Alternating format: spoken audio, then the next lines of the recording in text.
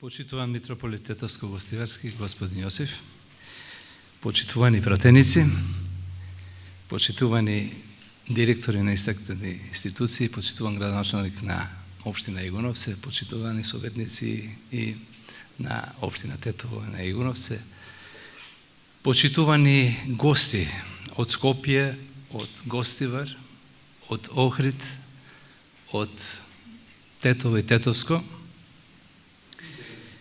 и Велес, почитувани организатори на оваа научна трибина од Глобалната македонска фондација Вечна, почитувани професори, почитувани свештеници, почитувани присутни. Имам едно ретко задоволство и задача од Вечна да напишам нешто за историската епоха и влијанието на Кирил Печиновиќ, односно сега Свети Кирил Лешачки Тетовец. На 180 годишнината од смртта на Кирил Печиновиќ и на прагот на 255 годишнината од неговото раѓање, денес зборуваме за Свети Кирил Лешочки, чие канонизирање на преподобниот отец се случи во 2022 година со одлука на Светиот архиерейски синод на Македонската православна црква. Во неговиот живот создал толку значајни дела кои оствариле немерливо вонвременско позитивно влијание за македонскиот народ и православната вера. Времето во кое живеел, се образувал и создавал, не навестувало ништо добро за христијанското население во Македонија. Крајот на 18-тиот век е периодот во кој младиот Кирил Печиновиќ се образувал и воспитувал во духот на православието и е еден од потешките периоди во историјата на Османското царство. Тоа е период на големи економски кризи, постојани внатрешни бунтови и востанија, но и период на воени порази. Тоа, од друга страна, состојбата на христијанското население ја прави неиздржлива за обично живење, а за било каков напредок не станува ни помисла. Во западниот дел на Македонија се појавуваат повеќе полусамостојни паши во однос на султанот, кои дополнително го оптоварувале сиромашниот христијански народ со давачки и терор. Православното население е без никакви права и заштита. Згора на тоа, званичната, би рекле, државна црква во Османското царство, олицетворена во Цариградската патријаршија, водена од грчкиот коруптивен и корумпиран клер, успева да го згасне постоењето на Охридската архиепископија, за да дополнително ја отежне и онака неиздржливата состојба на сето словенско христијанско население на Балканот, а во тој склоп и на македонското. Токму во такви услови се раѓа, се образува, станува монах и игумен иеромонахот Кирил.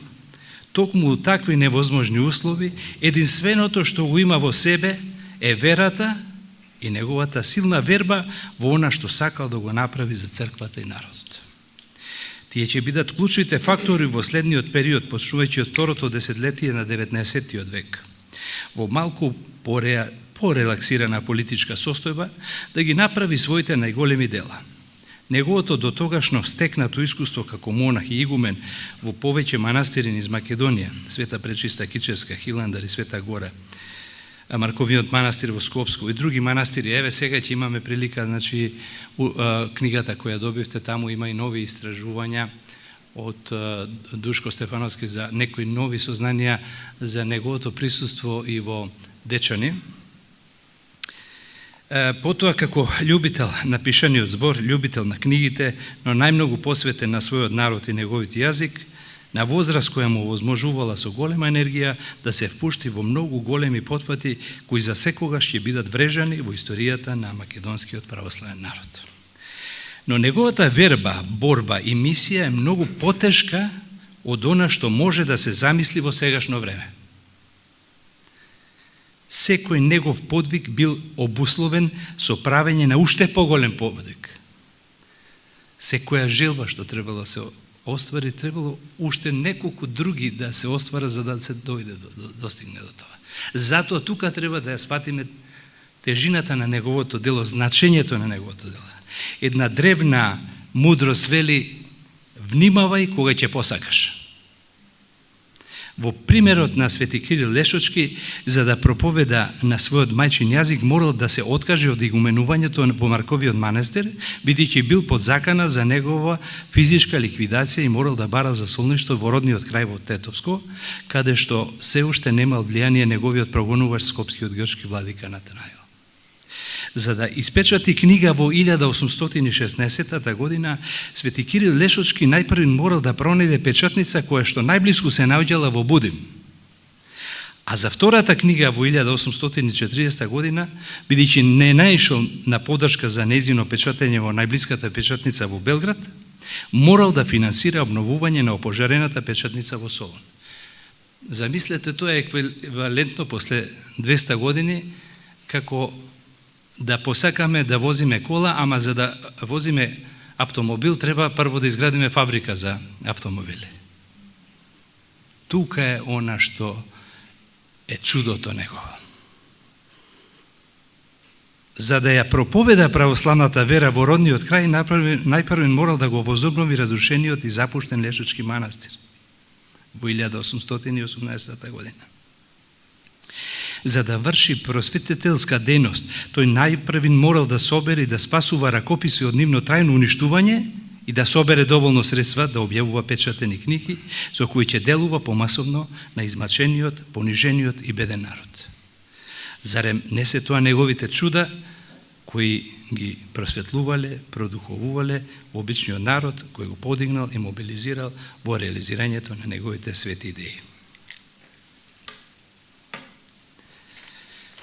Како и нашата генерација, сигурни сме дека идните генерации ќе се навраќаат на делата на Свети Кирил Лешочки, зашто нивното значење е грандиозно. Ние и во оваа прилика ќе направиме опит да ги препознаеме неговите силни влијанија и пораки за нашето време во кое живееме, твориме и се бориме на свој начин. Првата негова порака е негувањето на православната вера, онаква каква што е пропишана во Светото писмо и црковните канони. Во неговите објавени книги јасно ја препознаваме неговата борба против тешката состојба на православниот народ во Османлиското царство, но и неговата борба против расширените меѓународно суеверија кои ги оддалечуваат од вистинската вера. Не случајно во неговата прва книга Огледало ја читаме неговата проповед поучение свакому христијану како подобаат и празнувати празници господских и свјатих и како подобаат причастиција христијану како подобаат и свјато е причешчение. Ништо помалку значајна во тој правец не е и втората негова книга под наслов Утешение грешни. Втората порака секако е неговата безкомпромисна верба во примената на мајчиниот народен јазик. Не ја препознаваме во неговата борба против туѓојазичното влијание на грчките фанариоти, кои во децениите по укинувањето на Охридската архиепископија немилосрдно продираат речици на целата територија на Македонија преку нивните новопоставени владици, кои не само што отвараат нови училишта на грчки јазик, туку уништуваат безброј црковнословенски ракописи со непроценлива вредност. Знаејќи го тоа, Свети Кирил Лешочки секаде каде што престојува собира вредни старословенски ракописи. Борбата за зачување на јазикот, писменоста и културата на својот христијански народ ја води на уникатен начин, кој во тоа време го прави единствено Јоаким Крчовски и неколку нивни современици во поскромни размери. Имено во името на заштитата на мајчиниот јазик и христијанската вера, тој е објавил во 1816 година книгата Огледало во Будим. Такви се неговите следни дела, како што е Утешение грешни, испечатена во Солун во 1840 година и други горе споменати дела. Третата негова порака за денешнинава е да се негуваат, обновуваат и прошируваат духовните храмови за верниците. За народот преку неговиот пример на возобновителско-градителска дејност. Но тој ни праќа и порака дека и во невозможните услови постојат можности, доколку човекот силно сака да успее неговата идеја. Имено кога започнува да собира средства за возобновување на Лешочкиот манастир, тој започнува со личниот пример, продавајќи го имотот од неговите предци во Теарсе како први средства за таа намена и заедно со неговата благородна идеја привлекол огромен број луѓе кои го следеле неговиот пример, помалку или повеќе. А тој наоѓа начин во манастирскиот поменик да им се заблагодари на сите. Со обединувањето на христијанскиот народ околу возобновувањето на храмот, тој успел да стави темели на едно големо христијанско и духовно и просветителско средиште на северозападниот дел на Македонија, од кое ќе се прошират просветителските идеи низ целата македонска земја. Но Свети Кирил Лешочки не возобновувал само духовни храмови, тој градил и храмови на знаењето и паметењето. Преку собирање на старите ракописи создал богата библиотека. Тоа можеме да кажеме четвртото влијание на неговата епоха. Откако го возобновил Лешочкиот манастир, тој носел книги во него од секаде. Се знае дека со него од Марковниот манастир донел неколку товари книги, но знаеме и за некои ракописи од Кичевскиот манастир Света Богородица Пречиста. Тоа не треба да не зачудува од фактот што тој бил свесен и за една друга опасност, дека книгите на црковнословенски јазик можеле да бидат уништени од истата причина за која тој е прогонуван од грчкиот владика, односно затоа што не биле напишани на грчки јазик. Но Свети Кирил Лешочки остава силен печат и преку неговата заложба секаде каде што бил да остава некоја писмена трага, дека токму тука бил присутен со печатените зборови, почетните зборови, да се знае. Таквите негови писмени пораки ги среќаваме над зидовите по манастирските цркви во книгите кои ги читал или ги поседувал, и благодарејќи на тоа, како што вели Милева Милев, можеме да реконструираме скоро во целиот книжен фонд со кој Печиновиќ се слушал.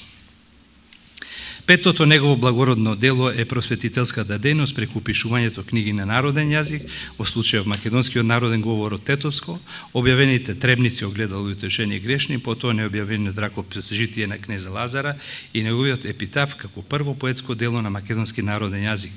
Потоа отворање на ќелини, училишта за деца и создавање на монашки ред во Лешочкиот манастир, низ кој поминале неколку генерации монаси, од кои што некои исто така оставиле своји писмени траги драгоцени за македонското просветителство, како што се Арсенije Теаречки Марковиќ, Хаджи Серафим, архимандри Тетовец, Смилко Митрев, монахот Методи Аврам, монахот Тимотеј, Серафим, Милош монах, Трпе Ѓакон, Силвестер Мисел и други. Шестата порака или влијание за денешницава, дека треба да твориме. Додека твориме, ние постоиме. Додека оставаме писмени траги, ние испречеме пораки до идните поколенија, бидејќи ако не е запишено, исто како да не се случило. Зборовите на Свети Кирил Лешочки, да се знае, неодолливо ме подсетуваат на мислата на Жан Моне, дека пишувањето е единствениот начин да се живее повеќе од еден живот. Седмата порака на Свети Кирил Лешочки ја препознаваме во неговата вештина да се бориме, да не се предадеме, да изнаоѓаме начини за подобар живот и кога е најтешко. Модерното време ни донесе нови предизвици за националниот опстој. Примерот на Свети Кирил Лешочки е светилник и патоказ за целата нација, дека не постојат толку тешки времења кои можат да не поколеваат. Осмата порака е секако вештината и мудроста да се знае да се живее со другите. Кои се тие другите? Да знаеме да живееме со најблиските, да знаеме да живееме со комшиите, да знаеме да живееме со оние кои заедно работиме, да знаеме да живееме со другојазничните, да знаеме да живееме со друговерните. Да не беше Божјата промисла Свети Кирил Лешочки да ја реализира неговата верба во возобновувањето на Лешочкиот манастир, Пресвета Богородица и Свети Атанаси Велики, ние денес после повеќе од 2 века ќе бевме посиромашни за многу духовни и просветителски дела и достигнување на овој духовен храм. Че ни не достигаше возобновената двовековната манастирска историја на големи потфати на Свети Кирил Лешочки, на игуменот Хаджи Езекил, на многобројните монаси и монахињи кои цврсто стоја на работ на етничката граница на Македонија, на Македонската православна црква во децениите по незиното возобновување. Ќе бевме посиромашни за многу народни христијански празници кои на овој простор го обединуваат македонскиот православен народ. Прашање е дали ние денес ќе бевме сите тука да уживаме во духовните архитектонски убавини на Лешочкиот манастир, кој доживува нови светли години откако со Божја промисла повторно после векови постана епископски центар и ќе бевме лишени од новите прекрасни дела што под водството на митрополитот Тетовско-Гостиварски господин Јосиф не радуваат и ни даваат надеж за подобро утре. Сите сме сведоци дека ово светилиште секојдневно го посетуваат многобројни верници од цела Македонија и од македонците од целиот свет. По оваа прилика да го познавам и председателот на Обединетата македонска диаспора. Значи тука се и македонците од целиот свет. Чудата на Свети Кирил Лешочки се во тоа што успел да внесе светлина во мраковите на бедата, неписменоста, тиранијата, суеверијата, сребролюбивоста и го пробивал патот до вистинскиот христијански живот, не само на обичните луѓе, туку и на тогашните свештини и мирски лица. Тој ги победил скептиците, сомничавите, злонамерните, лукавите, недоверливите и себични луѓе кои ширеле неуспех за неговата верба и соништа. Свети Кирил Лешочки, преку неговите потвати, ни докажува дека вербата во боголюбивите, благородните, родолюбивите, вистинолюбивите идеи и луѓе се посилни од околностите во кои живеел. Сосема доволно да ги оствари сите овие негови соништа, да создаде дела за неговата епоха и дела кои имаат силно влијание и пораки за денешните и несомнено идните генерации, како пример дека не постои пречка доколку веруваме во добрите дела на кои Господ им ги отвара патиштата. Благодарам да сте живи и здрави.